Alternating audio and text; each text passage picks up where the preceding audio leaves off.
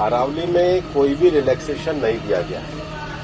पहली बात, अरावली भारत के 4 राज्यों में है, दिल्ली, हरियाणा, राजस्थान, हरियाणा और गुजरात। टोटल अरावली 39 डिस्ट्रिक्ट्स में है। अरावली की पिटीशन 1985 से चल रही है। इस पिटीशन में चलने के बाद अरावली में माइनिंग के स्ट्रिक्ट नियम होने चाहिए, इसके हम भी पूरी तरीके से समर्थन करते हैं।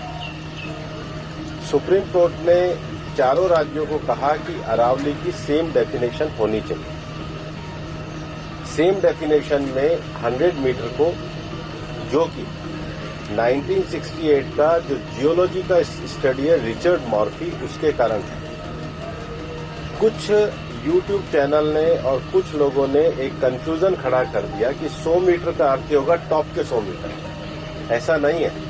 उसका जो बेस स्ट्रक्चर है, जो पर्वत का बेस स्ट्रक्चर है, अगर वो जमीन के अंदर भी 20 मीटर है, वहां से लेके 100 मीटर तक प्रोटेक्शन है। तो जो 100 मीटर का प्रोटेक्शन है, जो लोगों ने कंफ्यूजन करा है कि मतलब ऊपर का 100 मीटर है, नीचे खुदाई कर सकेंगे, वो नहीं। मैं आपको फिर क्लियर कर रहा हूं। 100 मीटर का अर्थ है टॉप 100 मीटर से बॉटम के अंदर तक जो उसका पूरा फैलाव है।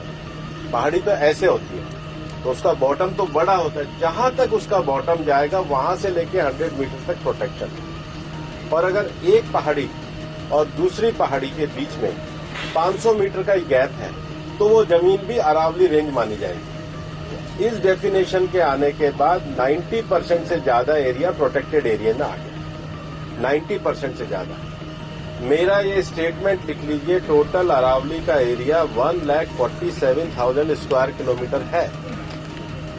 इसके बाद केवल अभी की जो मेरे पास 39 डिस्ट्रिक्ट है, केवल 217 किलोमीटर, मतलब 2% में ही माइनिंग हो सकती है, और वो भी हर तरीके से नहीं हो सकती। उसके लिए भी सुप्रीम कोर्ट ने डायरेक्शन दिया है कि आपने जैसे सारंडा और झारखंड में एक पूरा पहले माइनिंग प्लान बनाया है, वो प्लान तैयार करिए।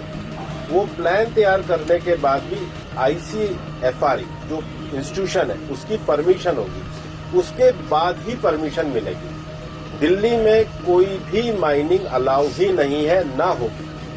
मैं फिर दोहरा रहा हूं, दिल्ली के अरावली हिल्स में माइंस पूरी तरीके से बैन है।